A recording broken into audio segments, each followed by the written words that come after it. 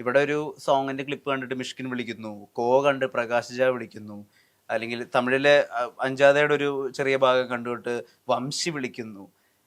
എപ്പോഴും ഒരു മറ്റ് ഭാഷകൾക്ക് കൂടി അപ്പീലിംഗ് ആയിട്ട് അഭിനയിക്കണം, അല്ലെങ്കിൽ മറ്റ് ഭാഷകളിലെ ആളുകളെ കൂടി ഇഷ്ടപ്പെടുത്തണം. മീൻസ് ടെക്നീഷ്യൻസിനെ ഞാൻ പറയുന്നത്, അവിടുത്തെ വലിയ ടെക്നീഷ്യൻസിനെ അങ്ങനെയും കൂടി ഒരു ആഗ്രഹം ഉണ്ടായിരുന്നു പെർഫോം ചെയ്യുമ്പോൾ. അങ്ങനെയൊക്കെ ചിന്തിക്കുന്നുണ്ടോ? ഇല്ല, എനിക്കെല്ലാം ഞാൻ ഭയങ്കര ഒരു ഭാഗ്യവാനായിരുന്നു എൻ്റെ തുടക്കം കരിയറിൽ തന്നെ. എനിക്ക് പ്രണയകാലം കിട്ടി. പ്രണയകാലത്തിലെ സോങ് കണ്ടിട്ട് നിങ്ങൾ പറഞ്ഞ പോലെ അഞ്ചാതിൽ മിഷ്കിൻ വിളിച്ചു. അത് കഴിഞ്ഞിട്ട് തിരുത്തുന്നൊരു സിനിമ ചെയ്തു. അതൊരു കോമഡി ബേസ്ഡ് പരിപാടിയാണ്. അപ്പൊ ആ രണ്ട് ക്യാരക്ടറും കൂടി മിക്സ് ചെയ്തിട്ടാണ് കോല ആ ഒരു ക്യാരക്ടർ എനിക്ക് ആൾ തന്നത്. ഹാരിസ് ജയരാജ് മ്യൂസിക് ഡയറക്ടറാണ് അദ്ദേഹത്തിനോട് സജസ്റ്റ് ചെയ്യുന്നത്, കെ വി ആനന്ദൻ. അതിനുശേഷം ഒരുപാട് ബാക്ക് ടു ബാക്ക് സിനിമകൾ തമിഴിൽ ഞാൻ ചെയ്തു. അപ്പോൾ അങ്ങനെ നോക്കുമ്പോൾ ഓരോ സിനിമയാണ് എന്നെ അടുത്തടുത്ത സ്ഥലങ്ങളിലേക്ക് കൊണ്ടുപോകുന്നത്. ഞാൻ ഒട്ടും പ്രിപ്പയർ ആയി അല്ലെങ്കിൽ ആരെങ്കിലും പുറകെ പോയി ചാൻസ് ചോദിച്ച് നടക്കുക അങ്ങനെയൊന്നും ആയിരുന്നില്ല. ആ സമയത്ത് തുടക്കത്തിൽ ഞാൻ തൊടുന്നതെല്ലാം ഹിറ്റുകളായിരുന്നു ബാക്ക് ടു ബാക്ക്. ഇപ്പോൾ മാടമ്പി ആണെങ്കിലും പ്രണയകാലത്തെ സോങ് ഭയങ്കര ഹിറ്റാണ്. പിന്നെ നമ്മുടെ അഞ്ചാതെ തിരുത്തുറ ബാക്ക് ടു ബാക്ക് ഹിറ്റ്സുകളുടെ പെരുമഴയായിരുന്നു എൻ്റെ തുടക്കകാലത്തിലെ കാരിയർ. പിന്നെ എനിക്കൊരു ചെറിയൊരു ബ്രേക്ക് എടുക്കേണ്ടി വന്നു. വേറെ ഒന്നുമല്ല, ഞാനൊരു മെഡിസിൻ സ്റ്റുഡൻ്റ് ആയിരുന്നു. അപ്പോൾ അത് തീർക്കാനായിട്ടും പിന്നെ പി ജിക്ക് പോകാനൊക്കെ ആയിട്ട് 2-3 വർഷം ഒന്ന് മാറി നിൽക്കേണ്ടി വന്നു. അപ്പോൾ ആ സമയത്തേക്ക് പുതിയ കുറേ ആൾക്കാർ വരികയും എനിക്കാണെങ്കിൽ അത് തീർക്കാൻ പറ്റാതെ സിനിമ തന്നെ വേണമെന്ന് ആശിപ്പിച്ച് തിരിച്ചു വരികയും ഇപ്പോൾ ഒരു ബാക്ക് ടു ബാക്ക് പരിപാടികൾ പിടിച്ച് പോയിക്കൊണ്ടിരിക്കുന്നു. അത് വരുമ്പോൾ എനിക്ക് ഏറ്റവും കൂടുതൽ അപ്രിസിയേഷൻ കിട്ടുന്നത് തമിഴിലും തെലുങ്കിലും ഒക്കെയാണ്. മലയാളത്തിൽ എനിക്ക് ചെയ്യാൻ ഒരുപാട് ആഗ്രഹമുണ്ട്, പക്ഷേ കൃത്യമായിട്ടുള്ള പ്രോജക്ട്സ് വരാത്തത് കൊണ്ട് തന്നെ ഒന്ന് മാറി നിൽക്കുന്നു, അത്ര തന്നെ. ഇപ്പം ഞാൻ കേട്ടിട്ടുണ്ട്, ഈ ബുഡാപെസ്റ്റിലും ഇറ്റലിയിലും ഒക്കെ ഉക്രൈനിൽ പഠിക്കുന്ന കാലത്ത് മോഡലിംഗ് ചെയ്ത് അവിടുത്തെ ഏറ്റവും പ്രധാനപ്പെട്ട ഡിസൈനർ ബ്രാൻഡ്സിന്റെ ഒക്കെ മോഡലായി റാമ്പിൽ നടന്നിരുന്ന ഒരു അജ്മൽ അമീർ ഉണ്ട്. അവിടുത്തെ ആളുകളുടെയൊക്കെ ആദ്യത്തെ പ്രിഫറൻസ് ആയിരുന്ന ഒരു മോഡൽ അജ്മൽ അമീർ ഉണ്ട്. പക്ഷെ അയാൾ കുറച്ചുകൂടി അവിടെ തന്നെ പിടിച്ചു നിന്നിരുന്നെങ്കിൽ ചിലപ്പോൾ ഇപ്പോൾ നമ്മുടെ പി എസ് ബോസ്റ്റനെ പോലെ അല്ലെങ്കിൽ നമുക്കുള്ള മിലിൻ സോമനെയൊക്കെ പോലെ ഒരു വലിയ പേരുകേട്ട മോഡലാവാമായിരുന്നു. ഇപ്പോഴത്തെ ജീവിതാവസ്ഥയെ വെച്ച് നോക്കുമ്പോൾ പോലും സാമ്പത്തികപരമായിട്ടും അല്ലെങ്കിൽ പ്രശസ്തിയുടെ അർത്ഥത്തിലൊക്കെ നോക്കുമ്പോൾ വലിയ മാറ്റങ്ങൾ ഉണ്ടായിരുന്നു ഒരു പക്ഷേ ആസ് എ മോഡൽ ആ കരിയർ ചൂസ് ചെയ്യുകയാണെങ്കിൽ. കമ്പാരിറ്റീവ്ലി സിനിമയ്ക്ക് കൊടുക്കുന്ന ഈ ഫിസിക്കൽ എഫേർട്ടും കുറച്ച് കുറയുന്ന എൻ്റെ ഒരു അറിവ് വെച്ചിട്ട് എന്തോ ഒരിക്കലും അങ്ങനെ ചൂസ് ചെയ്യാതിരുന്നു. ഞാൻ ശരിക്കും പറഞ്ഞിട്ടുണ്ടെങ്കിൽ ഞാനൊരു ഓർത്തഡോക്സ് മുസ്ലിം ഫാമിലി എന്നുള്ള ഒരാളാണ്. അപ്പൊ അതുകൊണ്ട് തന്നെ സിനിമ അത് എത്രത്തോളം വർക്ക്ഔട്ടായി കൊണ്ടുപോകാമെന്ന് എനിക്ക് അറിയില്ലായിരുന്നു സത്യം പറഞ്ഞെങ്കിൽ. അപ്പോൾ ഒരു സാധാരണക്കാരനെ ഒരു ഡോക്ടറിന്റെ ഒരു ജീവിതം മാത്രമായിരുന്നു ഞാൻ സ്വപ്നം കണ്ടത്. സിനിമ സ്വപ്നം കണ്ടിരുന്നു, അത് സംഭവിക്കുമോ ഇല്ലയോ എന്നുള്ളത് എനിക്ക് ഒട്ടും കാര്യം അത്രത്തോളം സ്ട്രഗിൾ ചെയ്യണം നമുക്ക് സിനിമയിൽ വരാനും ലഭിക്കാനും. അത് കണ്ടിന്യൂ ചെയ്ത് പോകാന്ന് പറയുകയാണെങ്കിൽ ഭയങ്കര ഒരു ലക്കും കുറേ എലമെന്റ്സ് ചേരുമ്പോഴാണ് നമുക്കൊരു നല്ല നടനായിട്ട് മാറാൻ പറ്റുന്നതും. അത്രയും സപ്പോർട്ടായിട്ടുള്ള ഒരു ഇൻഡസ്ട്രി ഒരു ആൾക്കാർ നമ്മുടെ കൂടെ വേണം. ഞാൻ പറഞ്ഞല്ലോ, ഞാൻ വളരെ ഭാഗ്യവാനായിരുന്നു. ആദ്യം മുതലേ എനിക്ക് ഏറ്റവും വലിയ ഡയറക്ടേഴ്സിൻ്റെ കൂടെയും ഏറ്റവും വലിയ ആക്ടേഴ്സിൻ്റെ കൂടെയും എൻ്റെ തുടക്കകാലത്ത് എനിക്ക് അഭിനയിക്കാൻ പറ്റി. ഇപ്പോൾ മലയാളത്തിൽ തന്നെ നോക്കുകയാണെന്നുണ്ടെങ്കിൽ മുരളി ചേട്ടൻ, ബാലചന്ദ്ര മേനോൻ സർ, തിലകൻ സർ, സീമ മാം, അങ്ങനെ എല്ലാ ആർട്ടിസ്റ്റും, പിന്നെ മാടമ്പിൽ നോക്കുകയാണെങ്കിൽ ജഗതി ചേട്ടൻ, ഇന്നസെൻ്റ് ഏട്ടൻ, അങ്ങനെ ഞാൻ ലാലേട്ടൻ, എല്ലാവരും വലിയ വലിയ ആർട്ടിസ്റ്റുകളുടെ കൂടെ എനിക്ക് എൻ്റെ കരിയർ സ്റ്റാർട്ട് ചെയ്യാൻ പറ്റി. തുടക്കത്തിൽ തന്നെ ദൈവം എന്നെ ഒരു സ്ഥലത്തേക്ക് മുകളിലേക്ക് കൊണ്ടുപോയി. അപ്പോൾ എനിക്ക് വേണ്ട ആഗ്രഹങ്ങളൊക്കെ എനിക്ക് കിട്ടി. പിന്നെ ആ ഒരു സമയം എനിക്ക് I was so happy about മോഡലിങ്ങിനെ പറ്റി ചിന്തിച്ചിട്ടില്ല. കാര്യം ആ ഒരു സമയത്ത് തമാശയ്ക്ക് വേണ്ടിയിട്ട് ഞാൻ കോളേജിലൊരു കോമ്പറ്റീഷൻ, ഞാൻ മെഡിക്കൽ കോളേജിൽ പഠിച്ചുകൊണ്ടിരുന്നു. അപ്പോൾ അവിടെ ഒരു കോമ്പറ്റീഷൻ വിൻ ചെയ്തിട്ട് അവിടുത്തെ ഉക്രൈനിലെ തന്നെ ഏറ്റവും ഫേമസ് ആയിട്ടുള്ള ഒരു modelling competition, black pearl competition എന്ന് പറഞ്ഞിട്ട്. അപ്പോൾ അതിലേക്ക് എൻ്റെ യൂണിവേഴ്സിറ്റിയിൽ നിന്ന് എന്നെ സെലക്ട് ചെയ്യുകയും, അപ്പം നമ്മളുടെ കളറൊക്കെ അവർക്ക് ഭയങ്കര ഇഷ്ടമാണ്. അവർക്ക് ഈ വെള്ള കളറൊന്നും ഇഷ്ടമല്ല. അപ്പം ഈ ഇന്ത്യൻസിൽ തന്നെ എല്ലാവരും പൊക്കം കുറഞ്ഞ ആൾക്കാരായിരുന്നു. അപ്പം ഞാൻ കുറച്ച് പൊക്കം ഉള്ളത് കൊണ്ടും ആ സമയത്ത് കുറേ ഡാൻസ് ഷോസ് ഒക്കെ ചെയ്യുമായിരുന്നു കോളേജിൽ ബേസ് ചെയ്തിട്ട്. അപ്പം അങ്ങനെ എനിക്ക് അതിലേക്ക് സെലക്ഷൻ കിട്ടി. അതിൽ മിസ്റ്റർ പേഴ്സണാലിറ്റി എന്നുള്ളൊരു സംഭവം ഒരു ടൈറ്റിലും വിൻ ചെയ്തിട്ടാണ് ആ ഷോ ഞാൻ ഇറങ്ങുന്നത്. അപ്പം എൻ്റെ ഏറ്റവും വലിയൊരു ആഗ്രഹം ഹിന്ദി സിനിമകളോടാണ് എനിക്ക് എപ്പോഴും ഇഷ്ടം. കാര്യം മലയാളത്തിൽ ആ സമയത്തൊക്കെ ലാലേട്ടനും മമ്മൂക്കൊക്കെ നിറഞ്ഞു നിൽക്കുന്നൊരു സമയം. നമ്മൾ ഈ സ്റ്റബിൾസ് ഒക്കെ വെച്ചിട്ട്, എനിക്കാണെങ്കിൽ മീശയൊക്കെ വെച്ചിട്ട് അതൊന്നും ഇഷ്ടമല്ല. അപ്പൊ ആ ഒരു സമയത്ത് പൃഥ്വിയും ബാക്കി എല്ലാവരും ഒക്കെ മീശയൊക്കെ വെച്ചിട്ട് അഭിനയിക്കുള്ളൂ. അപ്പൊ നമ്മൾ ആദ്യമാണ് പ്രണയകാലത്തിലാണെങ്കിൽ സ്റ്റബിൾസ് വെച്ചിട്ട് അങ്ങനത്തെ ഒരു സ്റ്റാർ എല്ലാവരും എൻ്റെ അടുത്ത് പറഞ്ഞിട്ടുണ്ട്. ഇങ്ങനത്തെ ഒരു ഫേസിലൊരു സ്റ്റാർ ആദ്യമായിട്ട് ഞങ്ങൾ കാണുന്നത്. ബട്ട് യു ലുക്ക് ലൈക്ക് പക്ക മല്ലു.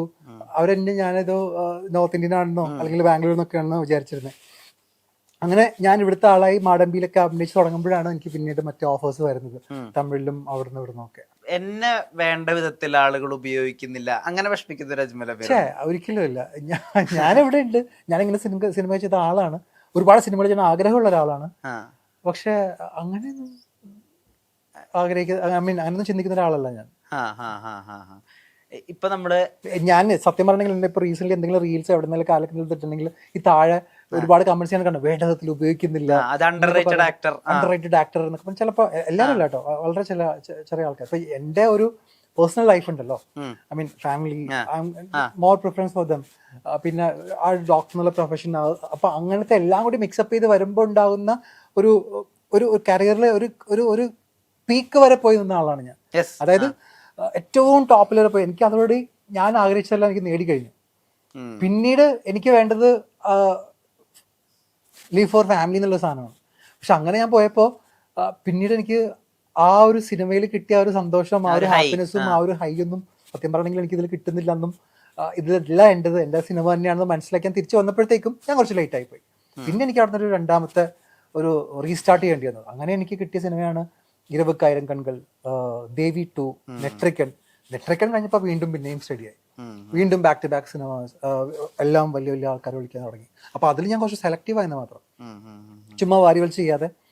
ഇപ്പോൾ എനിക്ക് ലീഡ് റോൾസ് ചെയ്യണം എന്നുള്ളൊരു വാശിയിൽ നിൽക്കുന്ന ആളായിരുന്നു ഞാൻ. പക്ഷെ എനിക്ക് മീറ്റി ആയിട്ടുള്ള ലീഡ് റോൾസ് വന്ന് എല്ലാം തന്നെ ഒരു അത്രയും ക്വാളിറ്റി ഇല്ലാത്ത സിനിമകളും അങ്ങനത്തെ ഫിലിം മേക്കേഴ്സും ആയിട്ട് എനിക്ക് തോന്നി. അപ്പോൾ വന്നതിൽ നല്ല ടീമിൻ്റെ കൂടെ വർക്ക് ചെയ്യാൻ, വാരി വലിച്ച സിനിമ എനിക്ക് ഇഷ്ടമല്ല. അപ്പോൾ നല്ല ക്വാളിറ്റി ഉള്ള, അപ്പോൾ ഞാൻ മലയാളത്തിലും ചെയ്തു. മലയാളത്തിൽ ഞാൻ ഗോൾഡ് എന്നൊരു സിനിമ ചെയ്തു, അത് വളരെ ചെറിയ റോളാണ്. പിന്നെ വേറെ 10ാം വളവ് എന്നൊരു സിനിമ ഉണ്ട് ചെയ്തു, 10ാം വളവ്, ഫണ്ണി ആയിട്ടുള്ള ക്യാരക്ടറായിരുന്നു. പിന്നെ അങ്ങനെ കുറച്ച് സിനിമകൾ മലയാളത്തിൽ ചെയ്തു.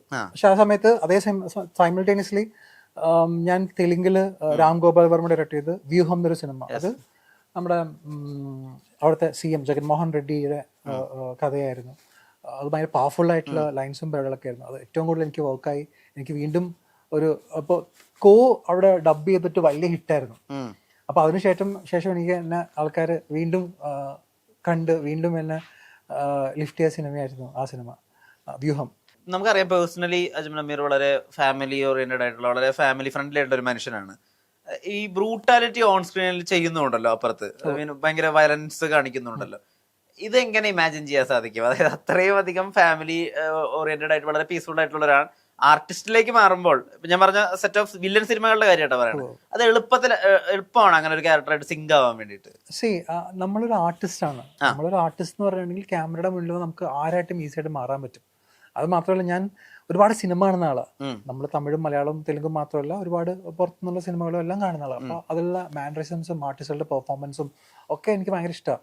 അപ്പോൾ നമ്മൾ ഒരു സംഭവം ചെയ്യുമ്പോൾ നമുക്ക് അതാണ് ഇഷ്ടപ്പെടണം, ആ ഒരു ക്യാരക്ടർ നമുക്ക് ഇഷ്ടപ്പെടണം, കൂടെ വർക്ക് ചെയ്യുന്ന ടെക്നീഷ്യൻസും ഇഷ്ടപ്പെടണം. നെറ്റ്രിക്കണ്ണൊക്കെ ഞാൻ ശരിക്കും എൻജോയ് ചെയ്ത സിനിമയാണ്. കാര്യം വേറെ ഒന്നുമല്ല, അതിലെ ടെക്നിക്കൽ ടീം എന്ന് പറഞ്ഞാൽ മിഠായി ആയിരുന്നു. ഐ മീൻ ക്യാമറാമാൻ, ഡയറക്ടർ, ആർട്ടിസ്റ്റുകൾക്ക് ആർട്ടിസ്റ്റ്, അങ്ങനെ എല്ലാം കൂടി അങ്ങനെ ഒരു ടീമിനെ കിട്ടാന്ന് പറഞ്ഞിട്ടുണ്ടെങ്കിൽ ഭയങ്കര രസമാണത്. ഇപ്പോൾ എനിക്ക് സത്യം പറഞ്ഞാൽ ഇങ്ങനത്തെ ഒരു ടീമിനൊക്കെ ഉണ്ടാക്കിയിട്ട് സ്വന്തമായിട്ട് സിനിമ ചെയ്യാൻ ഭയങ്കര ആഗ്രഹം ഇപ്പോൾ. കാര്യം എനിക്ക് നമ്മൾക്ക് ഒരു സ്ഥലത്ത് പോകുമ്പോൾ അറിയാം എത്രമാത്രം അവർ പാഷനേറ്റ് ആണ്. അവരുടെ ഒരു വർക്ക് കാണുമ്പോൾ നമുക്ക് അറിയാം, they just want to make money or just want to do some business. എനിക്ക് അങ്ങനത്തെ ആൾക്കാരുടെ കൂടെ വർക്ക് ചെയ്യുന്നതിനേക്കാളും സിനിമയോട് പാഷനേറ്റ് ആയിട്ട് വർക്ക് ചെയ്യുമ്പോൾ ഓട്ടോമാറ്റിക്കലി ബിസിനസ് നടക്കും, സിനിമയും നന്നാവും. അപ്പോൾ ഈ സിനിമയിലൊക്കെ പോയിട്ട് ഉഴപ്പന്മാരെ കാണുമ്പോൾ സത്യം പറഞ്ഞാൽ നല്ല ദേഷ്യം വരും. പിന്നെ കാര്യം ഭയങ്കര രസമുള്ള ഒരു പരിപാടിയാണ് ഈ സിനിമ എന്ന് പറഞ്ഞാൽ. അപ്പോൾ അതിൻ്റെ എനിക്ക് സത്യം പറഞ്ഞെങ്കിൽ ഈ പോസ്റ്റർ ഡിസൈനിങ് മുതൽ ടുവേർഡ്സ് എൻ്റെ എല്ലാ പരിപാടികളും എനിക്ക് ഭയങ്കര ഇഷ്ടമാണ്. അങ്ങനെ പോയി എന്താണ് അടുത്തത്, what is going to come about ആ ഫിലിം, അതിന്റെ മ്യൂസിക് എന്തായിരിക്കും, അതിന്റെ ആർട്ടിസ്റ്റുകൾ ആരൊക്കെ ആയിരിക്കും, ഭയങ്കര എന്തുള്ള ഒരാളാണ് ഞാൻ. അപ്പോൾ എനിക്കൊരു ടീമിന് ഇങ്ങനെ ഉണ്ടാക്കണം ഒരുപാട് ആഗ്രഹമുണ്ട് കുറേ നാളായിട്ട്. അപ്പോൾ ഞാൻ കുറച്ച് 2-3 സ്ക്രിപ്റ്റ്സ് ഒക്കെ സെറ്റാക്കി ഇങ്ങനെ പോയിക്കൊണ്ടിരിക്കുന്നു. ലെറ്റ്സ് സീ എവിടെ വരെ പോകുന്നുള്ളത് നോക്കാം.